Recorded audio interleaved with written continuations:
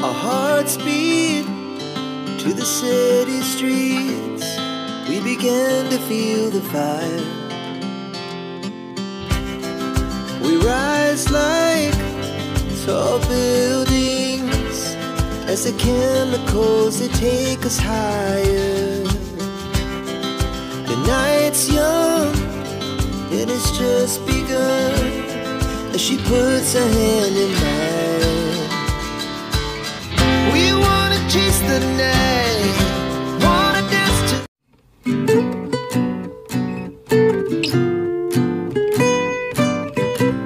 নমস্কার, কেমন আছেন সবাই? হোমমেকার মাম্পির আরো একটি নতুন ব্লগে আপনাদের সবাইকে স্বাগত জানাই। এখন বাজে সকাল 9টা, আর সকাল 9টা থেকে আপনাদেরকে সঙ্গে নিয়ে ভিডিওটি শুরু করলাম। আশা করছি ভিডিওটি আপনাদের খুব ভালো লাগবে। আজ হচ্ছে রবিবার, আর রবিবারের দিনকে ছেলের সকাল 9টা থেকে পড়া থাকে, তো বাবু গিয়েছে পড়তে, আর এদিকে ও পড়তে চলে যাওয়ার পরে আমি ঘরের কাজ করতে শুরু করে দিয়েছি। ঘুম থেকে উঠেছি ঘন্টাখানিক হয়ে গেল। তো ছেলে ঘুম থেকে উঠে যেহেতু 9টা থেকে পড়া থাকে, ও বাড়ি ফিরতে ফিরতে 11টা বেজে যাবে, তো সেই কারণে ওকে একটু ম্যাগি করে দিয়েছিলাম। ও ম্যাগি খেয়ে বেরিয়ে গেছে, আর বিজয় আর আমি একটু আম দিয়ে চিড়ে দিয়ে খাওয়া হয়েছে। কারণ আজকে আর রান্নার ঝামেলাটা রাখিনি সকালের দিকটাতে, কারণ গতকালকের থেকে আমার শরীরটা খুব একটা ভালো নেই। তবে অনেক কাজ পড়ে রয়েছে জানেন, গতকাল রাত্রে কোনো কাজ সেরে রাখিনি, প্রচুর বাসন পড়ে রয়েছে, তো বাসি কাজ আর কি প্রচুর পড়ে রয়েছে। তো সেই কারণেই আর সকালে রান্নার ঝামেলাটা রাখিনি। তো যাই হোক, কিছু করে খাওয়া হয়ে গেছে। বাবুকে ম্যাগি করে দিয়েছিলাম, আর আমরা আম দিয়ে চিড়ে খেয়েছি। কারণ আমি আর বিজয় ম্যাগি খেতে একদম পছন্দ করি না।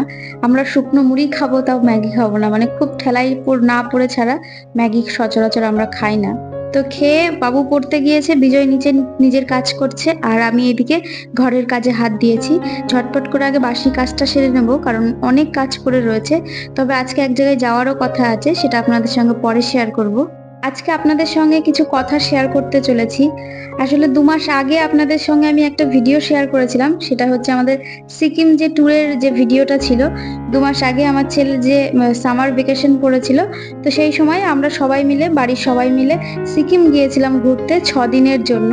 তবে সত্যি বলতে ওখানে যে আমি সেরকম ভাবে ভিডিও শুট করিনি, কারণ আমি জানি আমি যেহেতু নতুন ক্রিয়েটার, আমাকে খুব কম লোকে চেনে। তো সেই ক্ষেত্রে আমি যদি কোনো ট্রাভেল ব্লগ দিই, সেটা কারোর ইন্টারেস্ট নাও হতে পারে দেখতে, কারণ সবাই আমার ডেইলি ব্লগ দেখতে বা ঘরের কাজ দেখতে বেশি পছন্দ করে।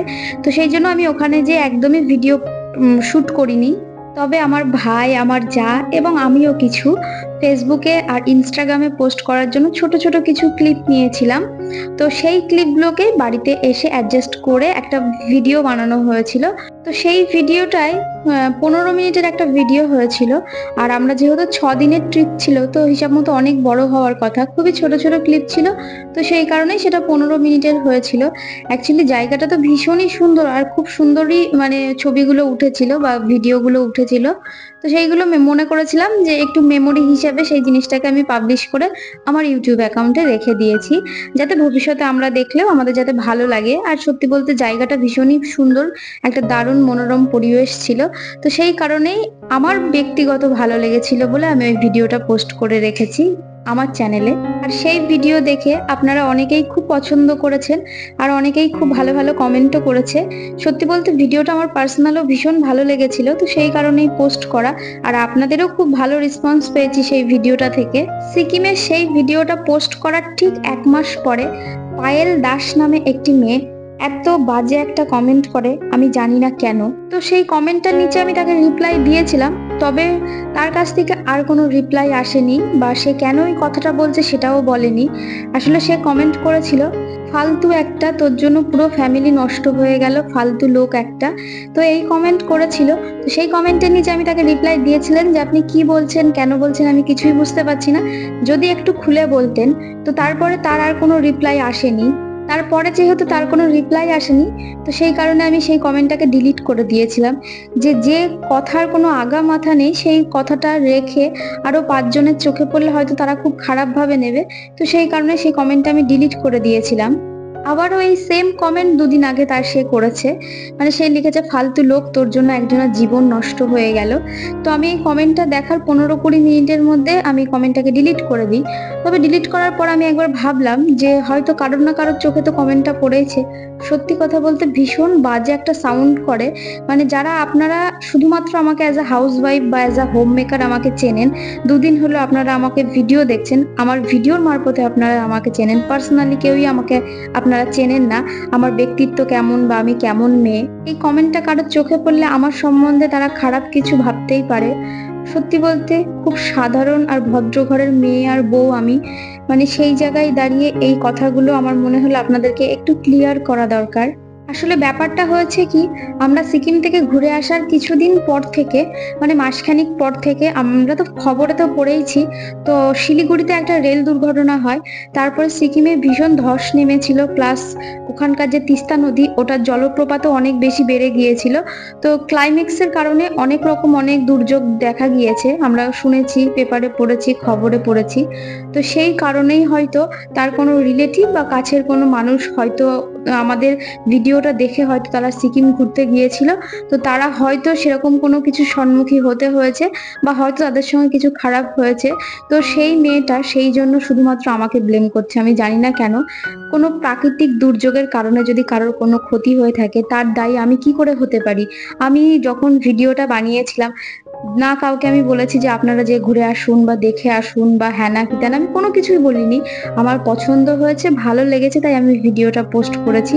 আমি জানি না কেন সেই মেয়েটা বারবার আমায় ব্লেম করছে যে আমার জন্য তার কোনো কাছের মানুষের জীবন নষ্ট হয়েছে।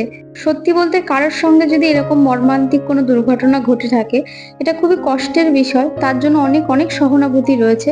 তাই বলে আমি জানি না সে কেন আমায় বারবার ব্লেম করছে।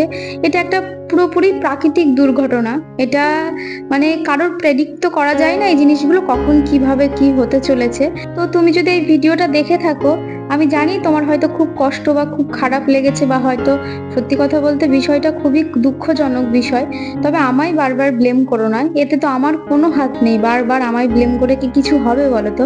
যাই হোক, মেয়েটি যেহেতু বারবার সব জায়গায় যে কমেন্ট করছে, তো সেই কারণেই আমি এই বিষয়টাতে আমার মনে হলো একটু বলা প্রয়োজন। আবারও সে কমেন্ট করতে পারে, আর যদি সে আমার এই ভিডিওটা দেখে থাকে তাহলে হয়তো একটু বুঝতে পারবে। এর আগে যখন 1.5 মাস আগে সে কমেন্ট করেছিল, আমি সেই কমেন্টটিতে অত বেশি গুরুত্ব দিইনি, যে ঠিক আছে যদি এরকম কোনো দুর্ঘটনা ঘটেও থাকে, তার কষ্ট লেগেছে, সে আমায় বলেছে, বলে যদি তার মন হালকা হয় ঠিক আছে। তবে আবারও ওই 1.5 মাস পরে এসে প্রত্যেকটা ভিডিওতে যে সেরকম কমেন্ট করা খুব খারাপ দেখায়। তো সেই কারণেই আমার মনে হলো এই কথাটা বলা প্রয়োজন। তো যাই হোক, সংসারের সমস্ত আশিবাসি যা কাজ ছিল সেরে স্নান করে বসেছিলাম। বাবু পড়ে আসার পরে যে আমরা সোজা চলে এসেছি বাপের বাড়িতে। তো আজকে যেহেতু রবিবার, আর রবিবারে তো মাটন হবে, একেবারে ম্যান্ডেটারি, বাপের বাড়ি আসলে মাটন হবে না তাই কখনো হতে পারে? তো যাই হোক, দারুণ রান্না করেছে, তো এই যে সবাইকে খেতে দিচ্ছে, আমরাও খেতে বসবো। আসলে আগামী কালকের উল্টো রথ রয়েছে, আর আমাদের বাপের বাড়ির পাশেই মেলা হয় খুব বড়। তো সেই কারণেই ভাবলাম যে ঠিক আছে রবিবার আর সোমবারটা একটু বাপের বাড়ি থেকেই আসি। তো এই যে আমরা এখন খেতে বসে পড়েছি। আর আজকের ভিডিওটা আপনাদের কেমন লাগলো অবশ্যই কমেন্টের মাধ্যমে আপনাদের মতামত জানাবেন। ভালো লাগলে একটি লাইক করবেন, আর যারা নতুন বন্ধুরা আছেন, প্রথমবার আমার চ্যানেলটি ভিজিট করেছেন, যদি আপনাদের ভিডিওটি ভালো লেগে থাকে সাবস্ক্রাইব করে আমার পাশে থাকতে পারেন। তো আজকের মতো ভিডিওটা এখানেই শেষ করছি, আবারও দেখা হবে নতুন কোনো ভিডিও নিয়ে। ততক্ষণ সুস্থ থাকবেন, ভালো থাকবেন, টাটা।